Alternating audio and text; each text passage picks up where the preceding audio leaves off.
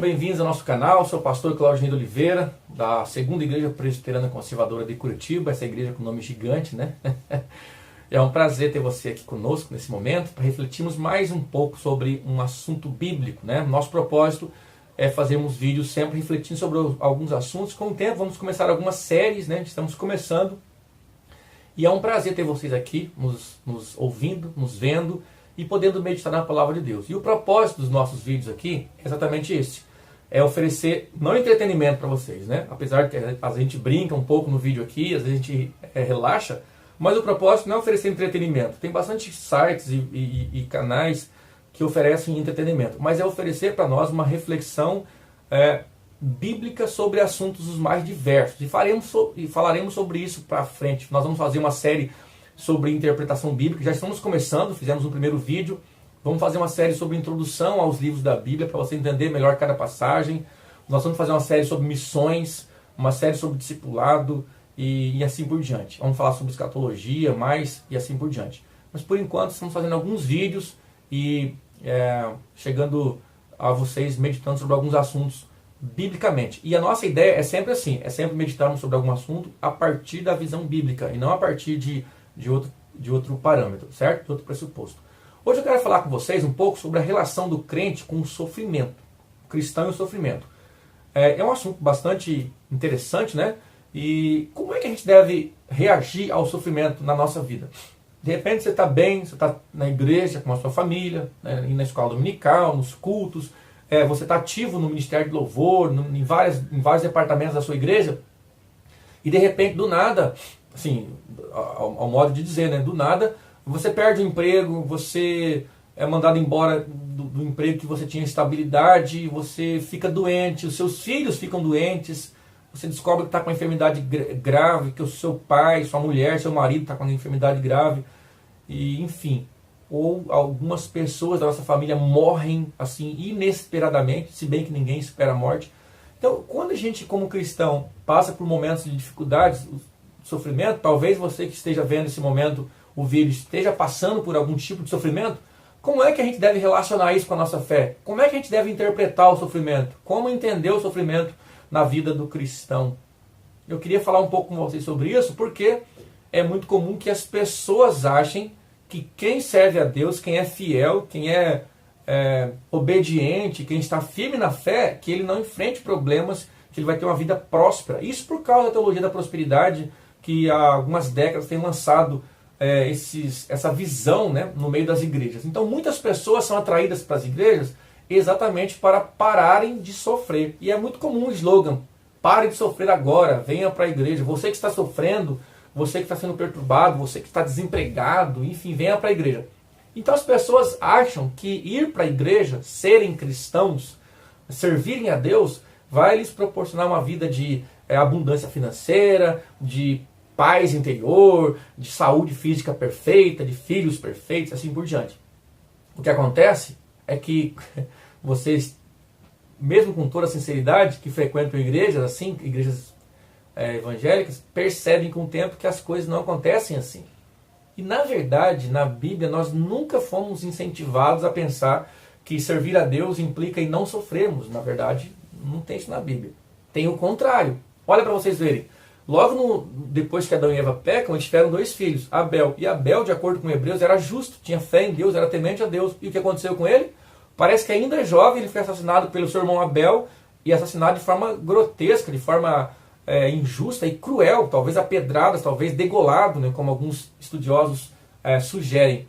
Depois olha para a vida de Jó, que era um homem justo, íntegro, reto, temente a Deus, desviava-se do mal, diz o capítulo 1 de Jó, e ainda assim perdeu toda a família, menos a mulher que ficou lá enchendo as paciências dele, né? Mas perdeu todos os seus filhos, seus 10 filhos foram mortos, perdeu toda a sua fazenda, sua dignidade, vamos colocar assim, seu respeito diante dos outros pela posição social que ele tinha, e por fim perdeu a saúde. Olha para a vida de outros homens. Davi diz que se ele andar pelo vale da sombra da morte, Deus estaria com ele. E o vale da sombra da morte não é coisa boa, é a própria morte, é um lugar obscuro. Isso é muito comum nas escrituras do Antigo Testamento, profetas sofrendo barbaridade, injustamente, sem terem cometido pecados. Quando você olha para o Novo, o apóstolo Paulo diz que as tribulações do tempo presente não podem ser comparadas com a glória que nós há de ser revelada. Então nós temos tribulações do tempo presente. João fala que nós devemos ser fiéis, até mesmo no caso de nós morrermos assassinados por causa da nossa fé, e nós receberemos a coroa da vida, está em Apocalipse 2:10.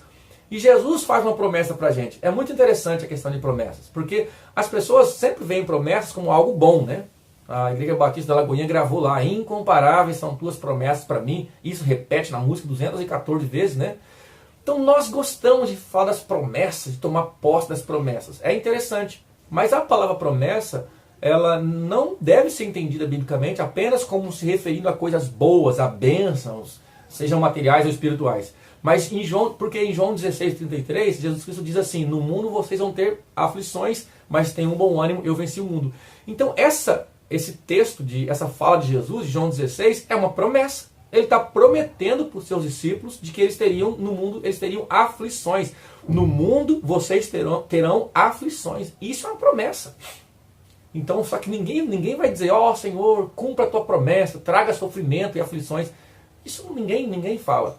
Mas, além de Jesus Cristo ensinar isso, além de estar claro no Antigo Testamento, João, Paulo, citei só alguns autores bíblicos, Tiago diz, no capítulo 1, versículo 2 em diante, ele diz: meus irmãos, tenham por motivo de toda a alegria. Tenham por motivo de toda a alegria quando vocês passarem por diversas provações. Olha que interessante.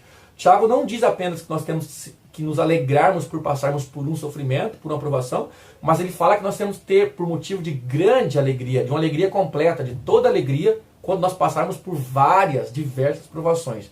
Então ele está mostrando que ao longo da nossa vida nós vamos passar por sofrimento, e não só por sofrimento, mas por diversos tipos de sofrimento. E ele escreveu isso primeiramente para judeus cristãos, judeus que haviam se convertido ao cristianismo, que estavam sofrendo e estavam querendo voltar ao judaísmo, porque o cristianismo estava trazendo muito sofrimento. E nessa circunstância ele leva para os irmãos: não voltem, não desanimem, fiquem contentes. E aqui ficar contente não tem a ver com você se alegrar e dizer: oh, maravilha, minha mãe morreu, que coisa boa, né? Meu filho está com câncer, é uma maravilha, glória a Deus. Não é isso, dar risada diante do sofrimento. Isso seria uma besteira e não é isso. Mas o que Tiago está dizendo, irmãos, é que nós devemos nos alegrar e ter uma alegria completa e profunda e duradoura no meio dos sofrimentos, porque o sofrimento é o instrumento de Deus para o nosso crescimento espiritual, para nós adquirirmos a maturidade. E ele fala isso no verso seguinte, ele diz que nós temos por motivo de alegria o passarmos por várias provações, porque é a provação que gera perseverança. Então, para que você seja um crente maduro, você precisa passar por dificuldades na sua vida. Recentemente, eu tenho alguns problemas de saúde, passei por algumas lutas nos últimos anos, e eu posso dizer isso na prática como testemunho para vocês, de que as enfermidades que eu enfrentei, os problemas que nós enfrentamos nos últimos anos, me fizeram crescer bastante.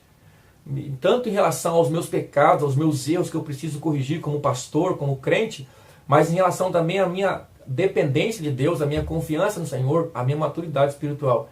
Então é por isso que nós devemos, em meio aos problemas, não nos relacionarmos com Ele como se fosse um instrumento do diabo, como se fosse um castigo de Deus. Não, meus irmãos. Nós devemos olhar para o sofrimento. Você, quando estiver passando por quaisquer que sejam as suas lutas, olhe para aquilo e diga: Senhor, usa esse momento, permita que através dessa dificuldade eu entenda mais, ouça mais a tua voz, entenda melhor os teus projetos na minha vida. O sofrimento, de novo, é um excelente instrumento para que nós sejamos mais maduros e crentes mais firmes. Eu espero que você, através do sofrimento, através das lutas que todos nós temos, menos ou mais todos nós temos, nós possamos confiar mais no Senhor, depender dEle e amadurecer espiritualmente para a glória de Deus. Deus abençoe todos vocês, tenham um ótimo dia.